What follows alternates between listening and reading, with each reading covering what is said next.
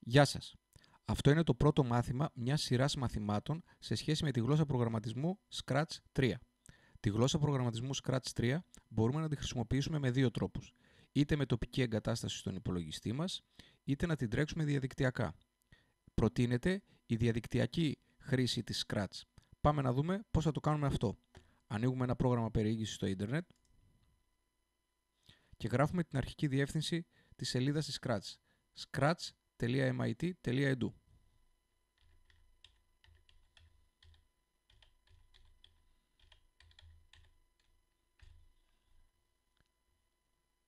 Σε αυτή την αρχική σελίδα, όταν θα πάμε για πρώτη φορά, έχουμε τη δυνατότητα είτε να συνδεθούμε εφόσον έχουμε στοιχεία λογαριασμού, είτε να εγγραφτούμε στη Scratch εφόσον δεν έχουμε στοιχεία λογαριασμού.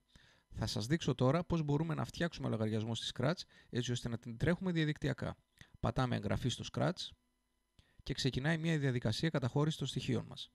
Μας ζητάει να δώσουμε όνομα χρήστη και κωδικό πρόσβασης που θέλουμε να έχουμε. Στο όνομα χρήστη, να σας πω ότι υπάρχει ο εξής περιορισμός. Το όνομα χρήστη θα πρέπει να είναι τουλάχιστον 3 χαρακτήρες και όταν λέω χαρακτήρες είναι η κάτω παύλα, η κανονική παύλα, το πλην, όλοι οι λατινικοί χαρακτήρες, κεφαλαίοι και πεζοί και όλα τα ψηφία από 0 ως 9. Αν πάω να δώσω ένα όνομα χρήστη το οποίο έχει ήδη κάποιος άλλος δεσμεύσει πριν από μένα, θα μου βγάλει μήνυμα ότι θα πρέπει να επιλέξω κάποιο άλλο όνομα χρήστη. Γράφω λοιπόν παραδείγματος χάρη Νίκος. Μόλις αλλάξω πεδίο θα μου πει ότι αυτό το όνομα υπάρχει. Οπότε εγώ θα πρέπει να το αναπροσαρμόσω έτσι ώστε να γίνει μοναδικό.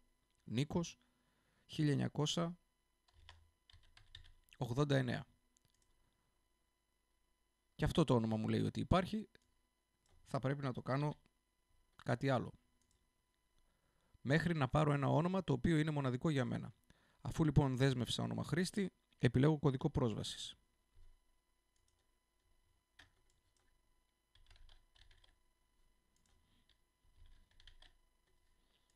Επόμενο, επιλέγουμε χώρα.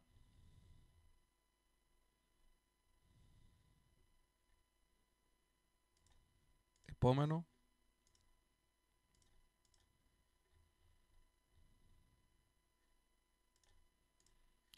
Επιλέγουμε φύλο και ηλεκτρονική διεύθυνση. Καλό είναι εδώ πέρα να δώσουμε μια υπαρκτή ηλεκτρονική διεύθυνση, διότι αυτό θα μας βοηθήσει αν κάποια στιγμή χάσουμε τα στοιχεία πρόσβασής μας στο λογαριασμό της Scratch να τα ανακτήσουμε.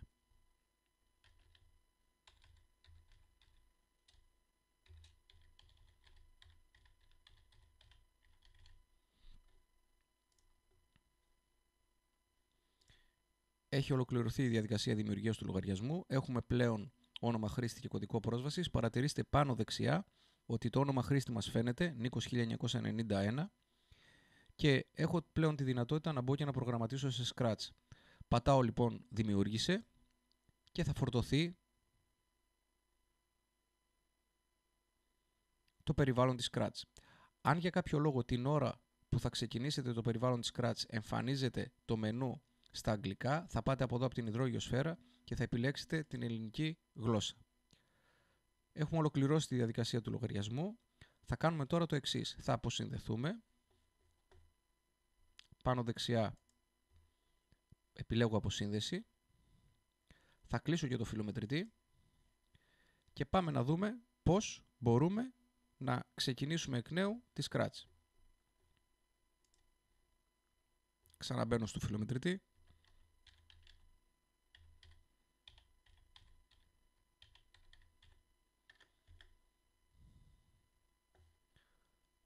Πλέον δεν θα πω εγγραφή γιατί έχω ήδη στοιχεία πρόσβασης. Θα πω σύνδεση.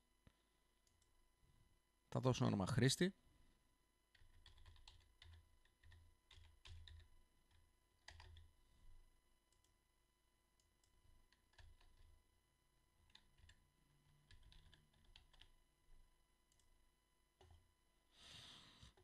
Βλέπετε ότι έχω συνδεθεί. Το όνομα χρήστη μου φαίνεται εδώ πέρα πάνω δεξιά. Επιλέγω δημιούργησε. Και είμαι πλέον στη Scratch έτοιμος να προγραμματίσω. Αυτό ήταν το πρώτο μάθημα αναφορικά με τη δημιουργία λογαριασμού στη Scratch. Σας ευχαριστώ πάρα πολύ. Γεια σας.